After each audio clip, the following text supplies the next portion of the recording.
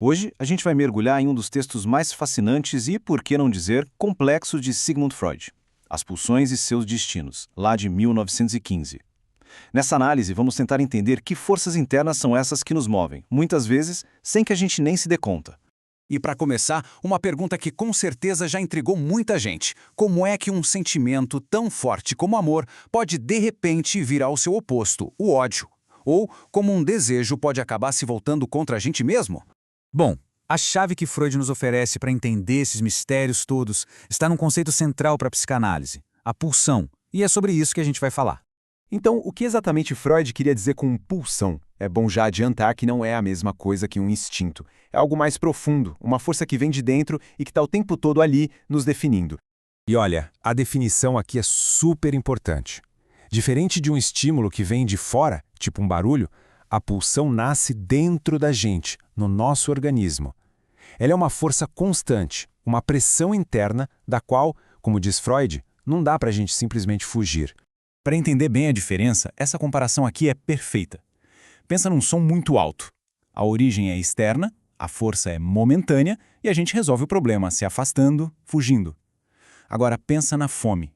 A fome é uma pulsão. A origem é interna, ela é constante e não adianta correr. A única forma de resolver é através da satisfação. E essa citação do próprio Freud é genial para a gente entender isso. Ele descreve a pulsão como um conceito fronteiriço, ou seja, é como se fosse uma ponte que liga o nosso lado psíquico, o anímico, com o nosso lado corporal, o somático. No fundo, é o jeito como as necessidades do nosso corpo aparecem na nossa mente. Beleza, então já entendemos o que é a pulsão. Agora, bora desmontar esse conceito para ver como ele funciona na prática. Freud identificou 4 partes essenciais que compõem qualquer pulsão. Vamos ver cada um desses pontos com calma. A fonte é de onde a pulsão nasce no corpo, como o estômago vazio no caso da fome. A pressão é a urgência, sabe, aquela força que nos empurra para agir. A meta é sempre a mesma, não importa a pulsão, é a satisfação, é aliviar aquela tensão. E por fim, o objeto é o que a gente usa para atingir essa meta, que no nosso exemplo seria a comida. E aqui está o pulo do gato. O objeto é a parte mais flexível, mais variável da pulsão. Não é algo pré-determinado. Pode ser praticamente qualquer coisa que sirva para alcançar a satisfação. Pode ser outra pessoa, uma parte do nosso próprio corpo, um objeto qualquer, ou até mesmo uma ideia, algo abstrato. E é essa flexibilidade do objeto que permite que as pulsões mudem e se transformem ao longo da vida. É agora que a coisa fica interessante de verdade. Porque as pulsões não são estáticas, elas não ficam paradas. Elas têm destinos, elas se transformam. A pergunta é, que caminhos elas podem tomar? Freud aponta 4 destinos principais. Uma pulsão pode se reverter no seu oposto, pode se voltar contra a própria pessoa, pode ser recalcada, ou seja, empurrada para o inconsciente, ou pode ser sublimada, desviada para um objetivo socialmente aceitável. Nesse texto, ele se concentra bastante nos 2 primeiros e é neles que a gente vai focar também. E para deixar isso bem claro, vamos pegar um exemplo poderoso que o próprio Freud usou para explicar essas transformações: a relação entre sadismo e masoquismo. Olha só como essa transformação acontece, passo a passo. Primeiro, no sadismo, a pulsão de dominar é direcionada a outra pessoa, um objeto externo. Num segundo momento, essa mesma pulsão se volta contra si mesma. A própria pessoa se torna o objeto da agressão. E, por fim, a meta da pulsão se inverte. O que era um desejo ativo de infligir dor se torna um desejo passivo de sentir dor. E para isso, busca-se uma outra pessoa que possa realizar essa ação. Pronto, o sadismo virou o masoquismo.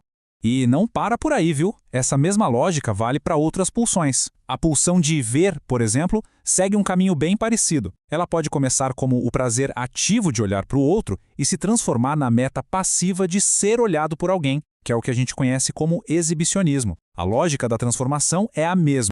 E tudo isso nos leva de volta à nossa pergunta lá do começo. Como é que essa teoria toda explica a relação tão complicada entre o amor e o ódio? Para a gente entender essa dinâmica do amor e do ódio, Freud diz que a nossa vida mental é basicamente regida por 3 grandes tensões, 3 polaridades. A primeira é entre o nosso eu e o mundo lá fora. A segunda é entre o que dá prazer e o que dá desprazer. E a terceira é entre ser ativo e ser passivo numa situação. E aí vem uma das ideias mais provocadoras do texto. Contrariando tudo o que a gente costuma pensar, Freud afirma que o ódio, na verdade, vem antes do amor no nosso desenvolvimento. Pensa bem na lógica por trás disso. O ódio surge como uma primeira reação do nosso eu ao mundo exterior, que é percebido como estranho, invasivo, cheio de estímulos. É uma forma de se proteger, de rejeitar o que vem de fora. Já o amor, por outro lado, nasce de uma experiência totalmente interna, a capacidade de sentir prazer no próprio corpo, o autoerotismo. Ou seja, na sua origem mais primitiva, o amor é narcísico.